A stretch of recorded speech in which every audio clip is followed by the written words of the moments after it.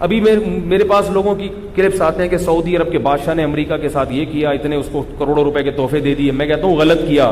سعودی عرب کے بادشاہ کو ایسا نہیں کرنا چاہیے. امریکہ کی غلامی میں بہت ہی زیادہ آگے نکل گئے ہیں یہ لوگ, واقعی غلط کر رہے ہیں. کروڑوں روپے کے اس کو ڈونلڈ ٹرمپ کو ہدایہ دے دیے, پھر اس کی تعریفیں اور پتہ نہیں کیا ان کے پیچھے جا رہے ہیں.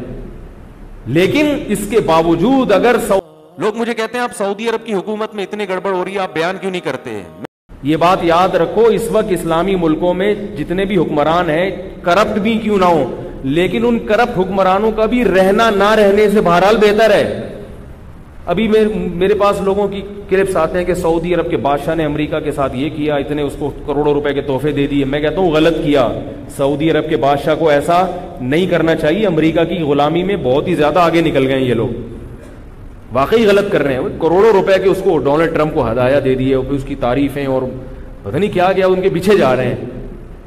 لیکن اس کے باوجود اگر سعودی عرب میں وہاں حکمرانوں کے خلاف قوم کھڑی ہو گئی تو اس کا فائدہ نہیں ہوگا, اس کا نقصان ہوگا, اس کا نقصان ہوگا. سعودی عرب ٹوٹ جائے گا, یہاں روافض کا قبضہ ہو جائے گا, حرمین ہمارے ہاتھ سے نکل جائے گا, بڑے خطرات ہیں. تو بھائی ٹوٹنے نہ دو کسی چیز کو, بھائی جیسے تیسے ہیں, بس زبان کی حد تک اعتراض, بھائی سعودیہ کے بادشاہ کو ایسا نہیں کرنا چاہیے تھا, لیکن بہرحال رہنے دو. کیونکہ ابھی وہاں اگر جمہوریت آئے گی تو لائے گا کون, اور کس کی مرضی کا آدمی آئے گا؟ افغانستان میں جمہوریت ہے, نام کی ہے, بیٹھے ہوئے کس کے چمچے ہیں؟ امریکہ کے چمچے بیٹھے ہوئے, اور افغانستان کا بیڑا غرق کرتے چلے جا رہے ہیں, کھائے جا رہے ہیں افغانستان سے, پتہ نہیں کیا کیا دھاتیں نکال رہے ہیں. لیبیا میں قذافی کو اتروا دیا, یہ کہہ کے کہ ظالم میں تھا, وہ ظالم میں مانتا ہوں, لیکن جیسا بھی تھا بہرحال اس کا ہونا نہ ہونے سے بہتر تھا. اس کی حکومت گئی ہے, لیبیا کے سارے وسائل پر اسلام دشمنوں کا قبضہ ہو گیا, سارے وسائل پر کس کا قبضہ ہو گیا؟ اسلام. عراق میں صدام حسین جیسا مرضی تھا, عیاش تھا, ظالم تھا, جو مرضی تھا, لیکن اس کو ہٹا کے ہمیں کیا ملا؟ کیا خلافت قائم ہو گئی وہاں پہ؟ بولو بھائی. سارے وسائل کس کے قبضے میں؟ اسلام دشمنوں کے قبضے میں. وہ تیل کے کنویں بھر بھر کے لے رہے ہیں, اتنا انہوں نے تیل جمع کر لیا, موجہ ہی موجہ, اور ہم یہاں بیٹھے ہوئے ہیں. او بھائی جو تو حکمرانوں کے خلاف عوام کو ایسا کر دینا کہ وہ تلوار لے کے ان کے خلاف کھڑے ہو جائیں. ہاں زبان سے جہاد ضروری ہے, ان کی غلط پالیسیوں پہ ان کو ٹوکنا کہ یہ غلط ہو رہا ہے, یہ صحیح ہو رہا ہے, یہ تو ضروری ہے, کیونکہ یہ ورنہ یہ بالکل ہی آؤٹ آف کنٹرول ہو جائیں گے. لیکن ان کے خلاف اگر لڑو گے تو نتیجہ کیا نکلے گا؟ تمہاری رہی صحیح قوت بھی ختم ہو جائے گی. تو نہ لڑو, محبت میں پیدا کرو.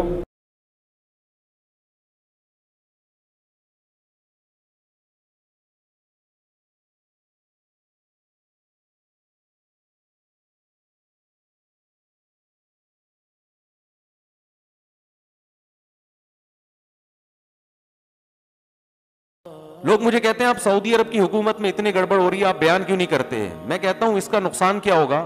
ہم اگر سعودیہ کے خلاف بیان کریں, اس کا نقصان سعودی عرب کو نہیں ہوگا, بلکہ اس کا فائدہ ہوگا ان قوتوں کو جو سعودی عرب کے خلاف ہیں, اور وہ اسلام دشمن قوتیں ہیں, وہ فائدہ اٹھائیں گی, ہمارے بیان کو کیش کرائیں گی وہ.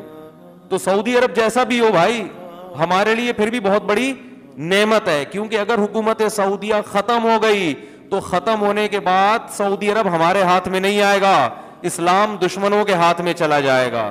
تو آپ بیان داغنے سے پہلے, آپ بادشاہ کے خلاف بیان کرنے سے پہلے, حکومت کے خلاف بیان کرنے سے پہلے یہ سوچو کہ اس بیان کا فائدہ کیش کون کرا رہا ہے.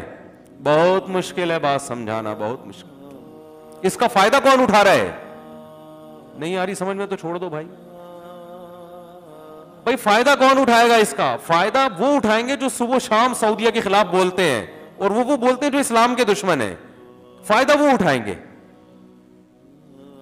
تو انسان اس میں بہت سوچ سمجھ کے انسان کو چلنا چاہیے.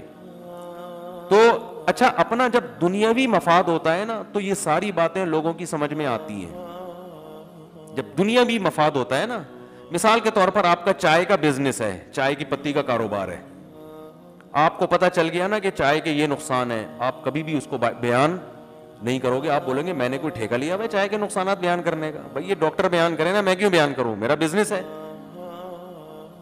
تو اپنی دنیا کا جہاں معاملہ آتا ہے تو وہاں سارے عقل مند ہو جاتے ہیں. جہاں معاملہ آئے گا دین کا، تو وہاں سب مکھنچو بن جاتے ہیں، کیونکہ شاید ہمیں دین سے محبت نہیں ہے، شاید ہمیں ملک سے محبت نہیں ہے، شاید ہم چاہتے ہیں کہ ملک کا بیڑا غرق ہو جائے. آپ کے حق بیان کرنے کے چکر میں ملک کی کیا ہو گئی، ایسی کی تیسی ہو گئی، اور آپ کے پاس کوئی آلٹرنیٹ بھی نہیں ہے، کوئی دوسرا کنٹری بھی نہیں ہے. تو اس لیے جو بھی ممبر پہ بیٹھ کے ڈنکے کی چوٹ پہ بول رہے ہیں نا حق، تو ان سے جا کے پوچھا کرو کہ یہ حق آگ لگ تو نہیں لگا رہا لوگوں کے اندر، نفرتیں تو نہیں پھیلا رہا لوگوں کے اندر، تو کیا کر رہا ہے یہ. نہیں، تبھی دیکھو آپ نے کسی کو برائی میں دیکھا تو اسلام اجازت نہیں دیتا کہ آپ اس کی برائی لوگوں کے سامنے بیان کریں.